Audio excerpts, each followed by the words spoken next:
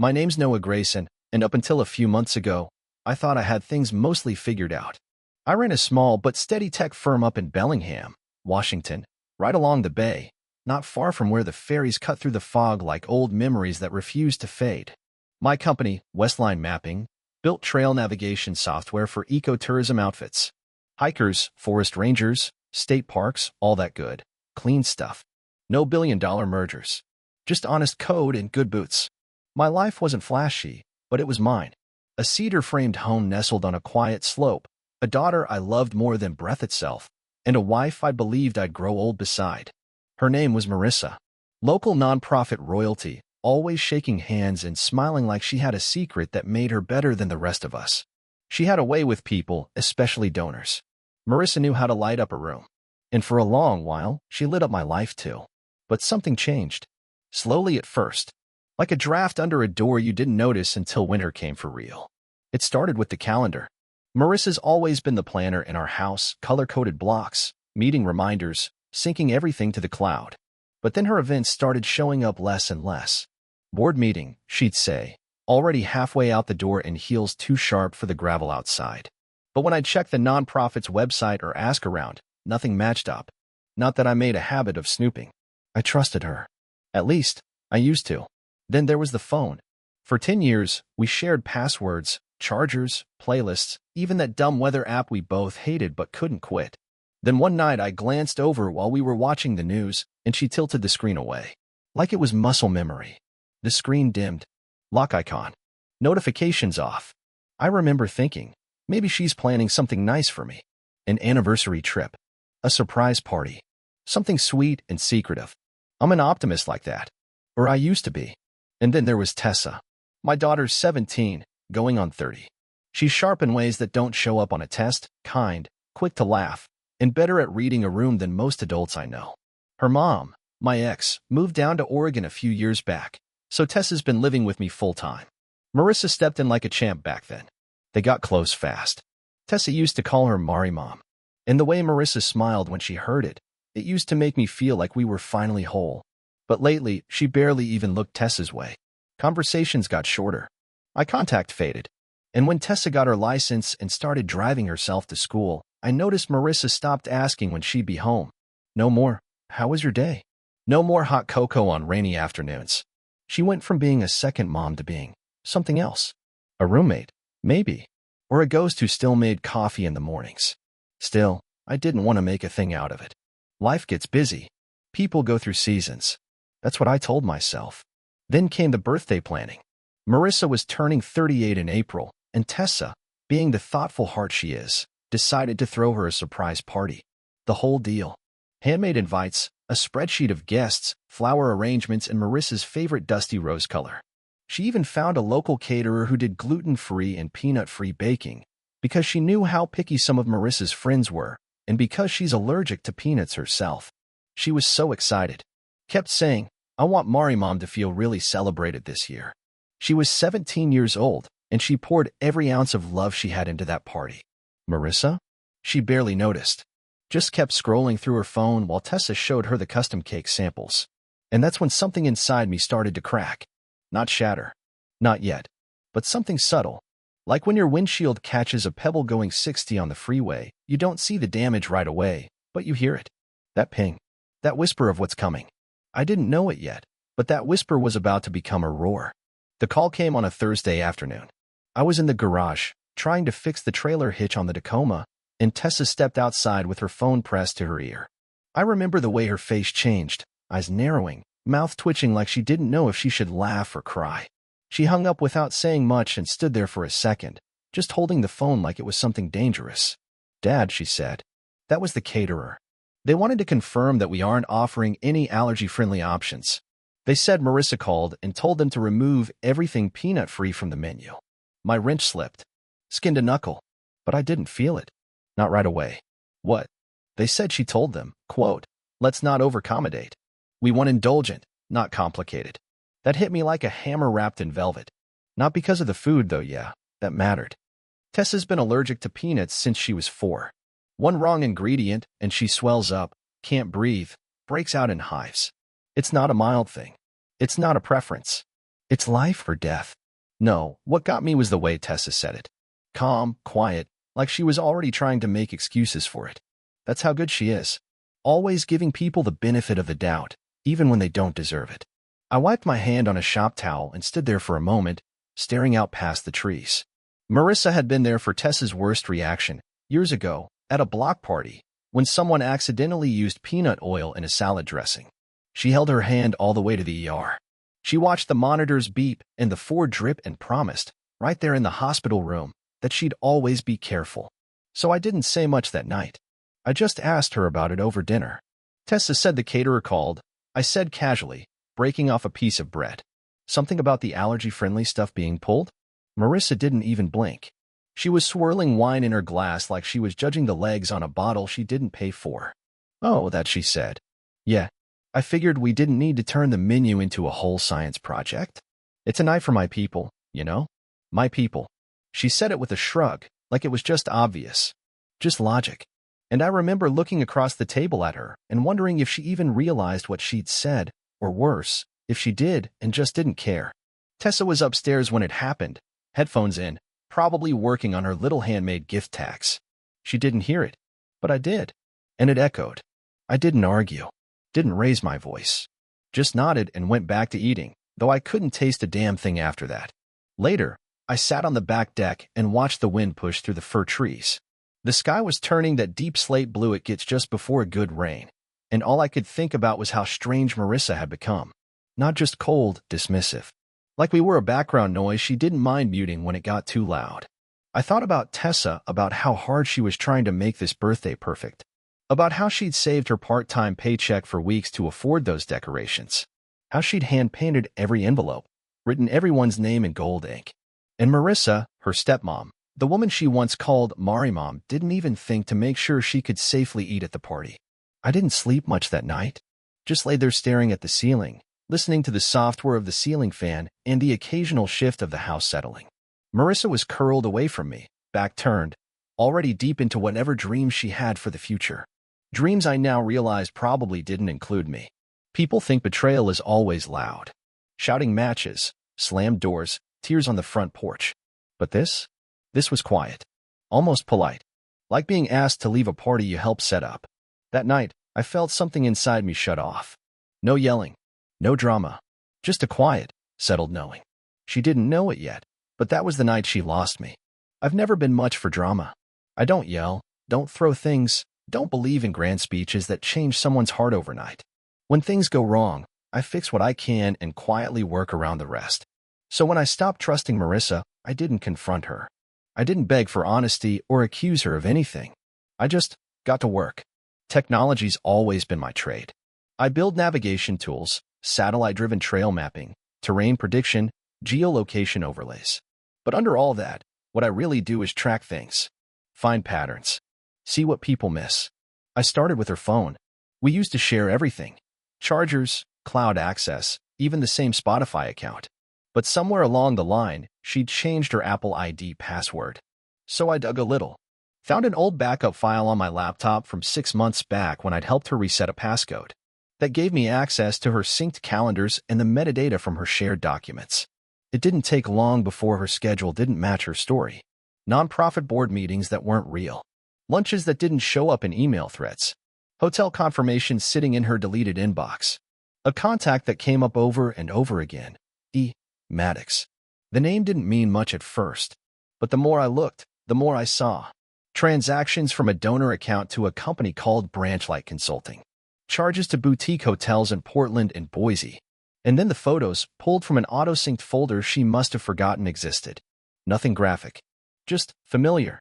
Too familiar. The same man, always with her. Button-down shirts, that smug jawline, and a jacket I recognized from our local Patagonia store. I looked him up. Eli Maddox. Strategic advisor, impact investor, and, according to a quick search, someone who made his fortune flipping green startups and walking away before they burned.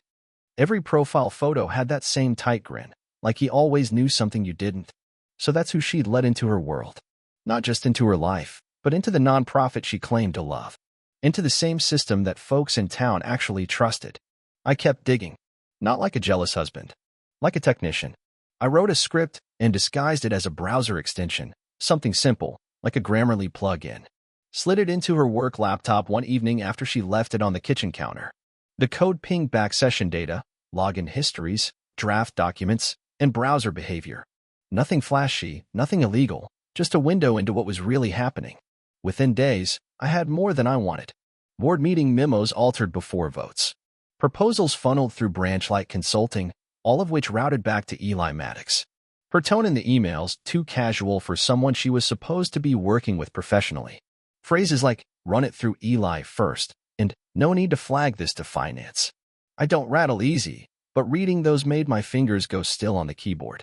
Not just because she was lying to me, but because she was betraying the whole community that trusted her. This wasn't some midlife crisis. This was coordinated, thought out, polished, even. They weren't just meeting up. They were laundering nonprofit funds, taking money meant for local clean water projects and public trail development and pushing it into a shell company registered in Delaware. I followed the paper trail, traced payments, cross-checked board approvals. The whole thing smelled rotten, and she knew it. She knew I'd never look, knew I trusted her. And that stung worse than anything. I sat at the kitchen table for a long time that night. The house was quiet. Marissa was out meeting a donor, and Tessa was at her part-time job at the co-op. I stared at the stack of printouts in front of me. Lines of data, dates, transfers, attachments, all lined up in neat columns. It was clinical, cold, but behind every zero was a lie. Every timestamp a decision to leave me in the dark. This wasn't heartbreak. It was something sharper, something that hummed under the skin like a live wire. I'd built my whole life on trust, built it steady, like a cabin meant to stand through storms. And now I could feel the foundation crack beneath me. But I wasn't going to shout about it. I was going to take notes. Let the evidence speak louder than any argument could. And when the time came, they'd both learn, just because a man is quiet doesn't mean he's blind. Marissa had always loved a good production. Ever since I met her, she had a flair for the polished moment, clean lines, the right lighting, a glass of wine positioned just right in a photo. If Instagram had a throne, she would have been queen of it. All soft-focus brunch shots and curated captions about purpose and community. I never minded it much. Everyone needs something to feel proud of. So when she told me her birthday party would be on a downtown rooftop, catered, with string lights and a casual elegance dress code, I nodded and told her it sounded nice. She picked the venue herself, a glass-walled event space above a restored factory, the kind of place with hand-poured candles and $18 cocktails. Tessa and I were never actually invited, at least not with any sincerity. Marissa made a half-hearted attempt a week before, tossing it "you two are welcome to come, if you feel up to it," while closing her laptop one night. But she didn't mean it. She didn't want us there. The guest list said everything. Influencers, donors, a handful of local business people, nobody we shared a real life with. Not one of Tessa's old teachers, not one neighbor, not even our mail carrier who Marissa used to bake cookies for at Christmas. Tessa knew better than to get upset. She just shrugged and said, we should do our own thing that night. And we did. While she floated above the city sipping champagne, Tessa and I stayed home in sweatpants, eating microwave nachos and watching old home videos from when she was little. We laughed at her missing front teeth, her lopsided pigtails, her obsession with that plastic pony she carried everywhere for 3 years. It wasn't sad. It was grounding. And it reminded me who my family really was. But that wasn't the end of it. I had one more thing planned. I'd spend a week preparing it. A clean white velvet box, small, elegant, just like Marissa liked her accessories. Inside, nestled in a custom-cut foam insert, was a matte black USB drive. Slim, unbranded, almost stylish. Alongside it, a small printed card. Play me. That's it. No name. No explanation. I knew she'd open it. She was too curious not to. And I knew she'd do it in front of people. Probably expected a tribute video, a slideshow of filtered photos and heartfelt messages. But I don't do sentiment when it comes to betrayal. I do structure. I do systems. When she plugged it into the venue's projector, right in the middle of speeches, from what I was later told, what appeared wasn't a slideshow. It was a custom UI I'd built myself. Smooth transitions, dark background, gold lettering. At the top, version 1.0, the lies you told. It was organized like a case file. Simple folders, each one titled clearly. Eli, transactions. Hotel invoices, Portland, Boise. Board memos, edited. Voicemail logs. Private calendar entries. Slack messages, deleted. She opened the first folder, then another, and another. The room, from what I gathered later, fell silent fast. One of the caterers told me people stopped mid-bite. Marissa tried to pause the video, but it autoplayed. A 2-minute highlight reel I'd compiled. GPS pings tracking her phone to Eli's apartment. Audio of a call where she told someone to keep it off the books, side-by-side comparisons of board-approved budgets versus actual transfers. She looked right into the camera during one clip and laughed. Noah wouldn't even know where to look. He still thinks I'm just chasing grant money. Someone told me a guest actually got up and left halfway through and didn't come back. Another said Eli stood frozen for 10 seconds, then quietly walked out with his phone to his ear. Didn't even finish his drink. It wasn't rage. It wasn't vengeance. It was clarity, packaged in clean fonts and sorted folders. I didn't go to the party. I didn't need to.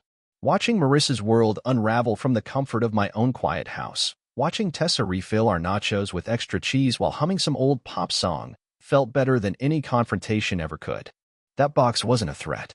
It was the truth, gift-wrapped. And the thing about truth is, once it's out, it doesn't go back in. It was just after 1 a.m. when Marissa finally came home. I'd been out on the porch since about midnight, sitting in the wooden chair I built the first summer after we moved in. Still had the same faint paint stain on the armrest from when Tessa spilled a can while helping me redo the deck. I wasn't pacing. I wasn't waiting to argue. I just wanted to see her face one last time with the mask off. The headlights cut across the driveway. Her car, normally parked perfectly straight, rolled in at an angle, one tire nudging the grass. The engine idled too long before she turned it off. Then I heard her door shut, the unmistakable click of high heels on concrete, and a hesitation by the front step. She tried the handle. Locked. I didn't say anything yet. Just watched. She stood there a moment, looking up at the porch light. I had reprogrammed it earlier in the day to flicker red, slow, and steady. It pulsed on her face like a warning beacon, like the kind you'd see outside a radio tower or a quarantine zone. It wasn't petty. It was symbolic. When her eyes adjusted and she finally saw me sitting there, she flinched like I'd come out of the dark. "Noah," she whispered. Her voice was smaller than usual. Not her normal composed tone, not her PR voice. She looked like a version of herself I barely recognized. Hair knotted up like it had been pulled and red streaks under her eyes from the mascara she hadn't bothered to wipe off. Her dress had one strap twisted. She clutched her clutch purse like a life vest. I know what you saw," she stammered. I nodded slowly. I figured. She stepped up onto the porch, reached for the handle again, then stopped. "Why'd you lock me out?" I didn't answer that. Not right away.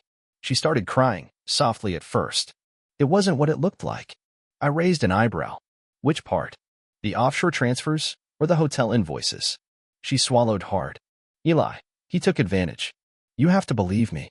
It wasn't supposed to go this far." I didn't even want. She broke off, then looked at me like I was supposed to rescue her from her own sentence. "I still love you, Noah." That did it. I stood up slowly, reached behind the chair, and pulled out a thick envelope. Plain, sealed, cream-colored. I walked over and held it out. She didn't take it at first, so I let it drop gently into her hand. She looked down at it like she already knew. "What's this?" she asked.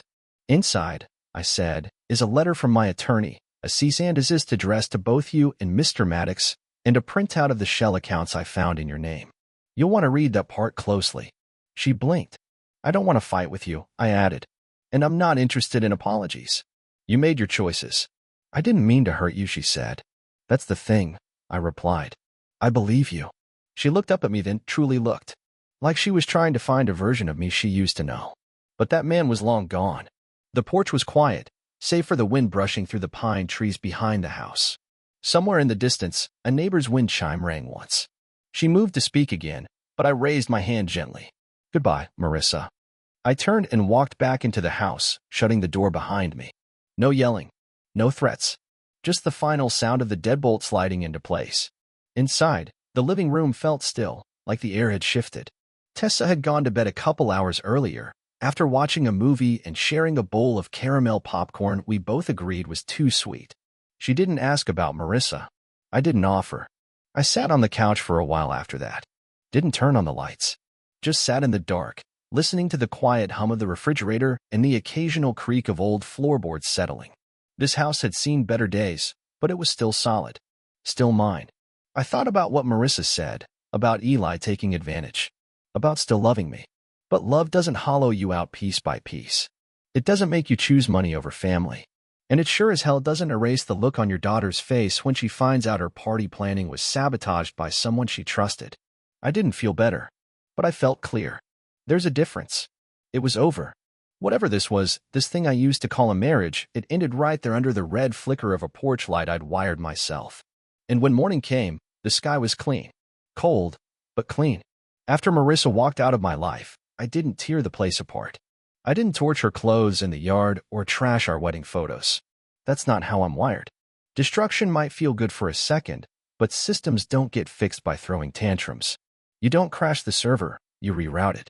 I spent the next few days cleaning. Not just the house, but my thoughts. I scrubbed baseboards, reorganized toolboxes, wiped down drawer handles. It's amazing how much dust collects when your attention's been somewhere else for too long. Funny thing is, when your hands are busy, your mind gets clearer. Tessa noticed. She didn't ask many questions. Just kept checking in with a soft, "Need help with that?" Or, "You want coffee?" Sometimes she'd just sit nearby and doodle while I worked. One afternoon, I found her old tablet on the kitchen table, screen open to a school project she'd been working on. It was a rough mock-up for an outdoor app, part of a class assignment for her coding elective. She called it Pathfinder. Basic layout. Users could input their hiking level, current weather, and trail preferences, and it would generate custom routes using local elevation maps and user reviews. I tapped around. The framework was rough, but the concept? Solid. Really solid. "You still working on this?" I asked. She shrugged. I was. I stopped when everything got weird. "Want to keep going?" She looked at me for a second, then nodded. "Only if you help." And just like that, we had a new project. Something worth putting our energy into. Something that wasn't about broken promises or fake smiles. It was about building. I started spending long nights at the dining room table again, not brooding, but coding. I refined the architecture, cleaned up the interface, and wrote a predictive engine that could analyze trail use and weather data in real time. It pulled in GPS data from open-source public land feeds, layered in Noah weather models, and created something people could actually use out there. Tessa handled the branding. She designed the logo, simple compass lines with a pine tree at the center. She named it TrueNorth. Said it was about finding your way back when you've lost your direction. That hit me harder than she probably realized. We got the prototype stable within 3 weeks. Not perfect, but usable. Then I started thinking about where it could go. Who might believe in it? Who might want to believe in it? That's when the next part clicked into place. Eli Maddox. The same smooth-talking investor who had helped Marissa shuffle nonprofit dollars like poker chips. A man always on the lookout for impact ventures, especially ones that sounded clean, green, and profitable. I knew his type. Knew how he liked to swoop in early, inject cash, and claim moral credit on the back end. I could have gone after him legally right away, but I wanted more than paperwork. I wanted his guard down. So I launched a whisper campaign. Nothing flashy. Just a few fake profiles on industry forums. A sparse landing page with a half-finished mission statement. TrueNorth is redefining how outdoor experiences are personalized using real-time environmental data and machine learning. That kind of language? It reads like gold to the right ears. I let it simmer. Then I called in an old favor, Jason Redding, a mutual contact from a software symposium I'd attended years ago. Jason used to work at a firm Eli funded back in 2017. They parted on bad terms, but Jason still kept tabs. Think he'd bite on a whisper of a new startup with a strong environmental pitch? I asked him over lunch. Jason gave me a slow smile. "If you feed it to him right." So I did. I made it look accidental. Let Jason accidentally mention TrueNorth on a group call with some consultants. Dropped phrases like pre-seed, quiet founders, and AI meets outdoor tech. That's all it took. Within a week, Jason got a text from Eli. "Can you intro me to whoever's behind TrueNorth? Could be a good early-stage partner." I told Jason to give him a name, Tessa Grayson. Young developer. Student entrepreneur. Focused. Off the radar. I didn't need to be the face of anything. I just had to be the architect. The bait was set. No rush. Just careful steps. Because when you've lived through betrayal, you learn. The best way to move forward isn't fast. It's precise. By mid-April, Eli Maddox had taken the bait. He came in smooth. exactly as I expected. Reached out through Jason with a short message. I think this could scale fast.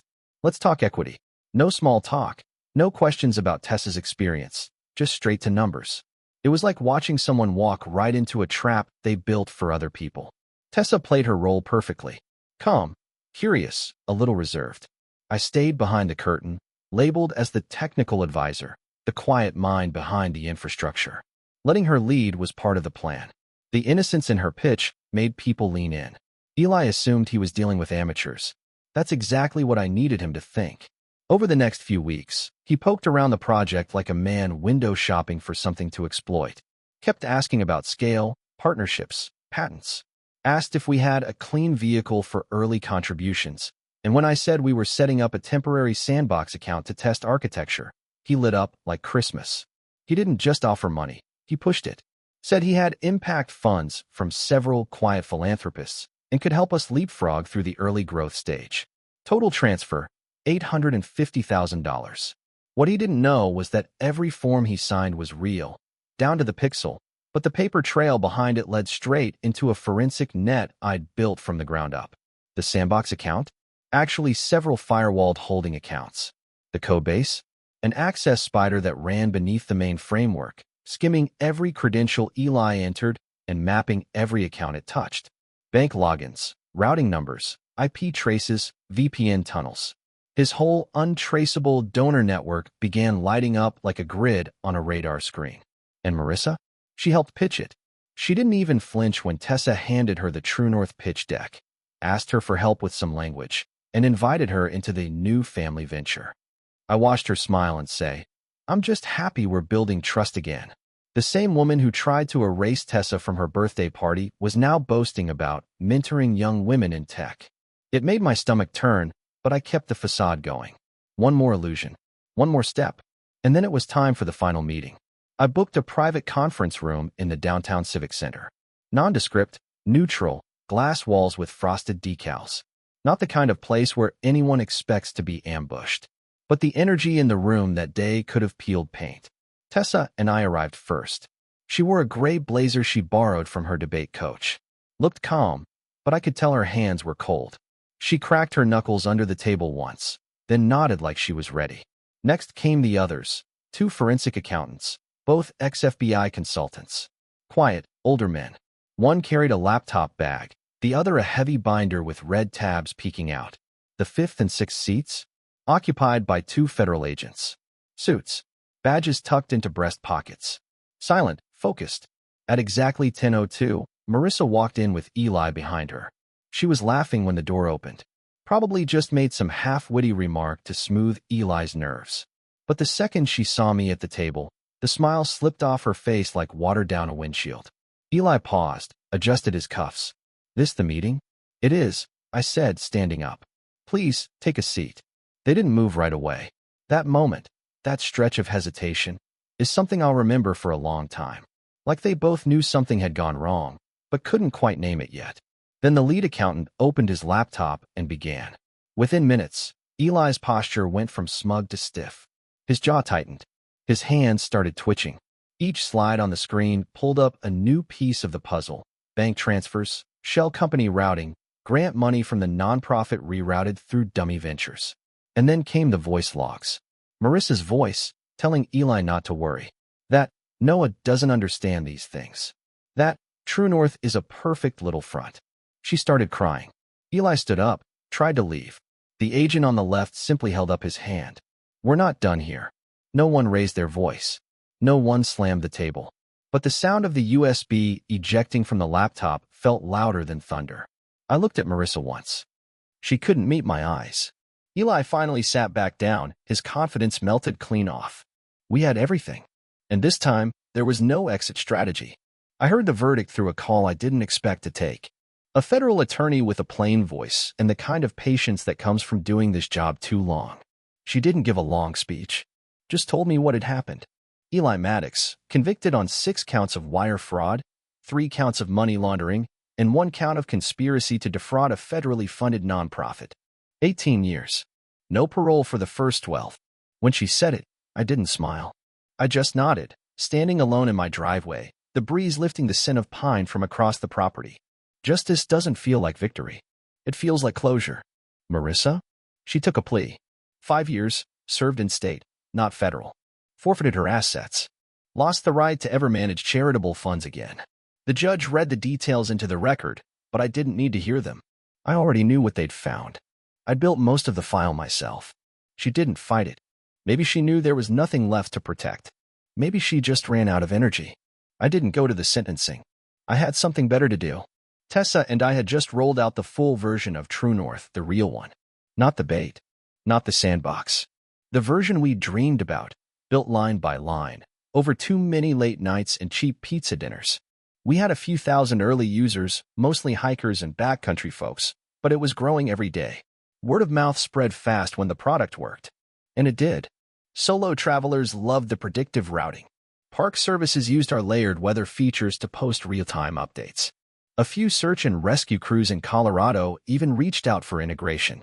We added trail history overlays, environmental markers, wildlife alerts. Nothing fancy, just things that mattered. We worked. We lived. We healed. And the house felt lighter without Marissa in it. No more closed doors, no more hidden passwords. Just quiet mornings, slow breakfasts, and a little radio static while I made coffee and Tessa shuffled around in socks. Last weekend, we drove out to Deception Pass, one of our favorite spots. The bridge still amazes me, steel and grace and danger suspended over water that always looks like it's hiding something. We brought the old camp stove, a couple folding chairs, and a bundle of firewood wrapped in twine. Sat near the water's edge just past dusk, letting the warmth of the flames press against the cold sea air. I brought my notebook, planning to sketch out a new trail survey idea. Never opened it. Tessa was staring into the fire, hood pulled up, cheeks pink from the wind. After a while, she asked, "Do you think she ever loved you?" I didn't answer right away. Not because I didn't know, but because I'd stopped needing to know. I watched the waves slap the rocks. Took in the scent of cedar smoke curling into the dark. Thought about the first time I held Tessa's hand after her mother left, how small it was. How tightly she gripped my fingers, like they were the last solid thing in her world. "I don't know," I finally said. "And honestly, it doesn't matter." She looked over. "I love you," I said. "That's all I care about now." She nodded once. A small, steady thing. No tears. No big dramatic moment. Just truth. We sat there for another hour. Fire crackling. Tide moving in and out. The sky above us clear and wide. Stars blinking into view like reminders of everything we still had ahead. No ghosts. No traps. No waiting for the next lie.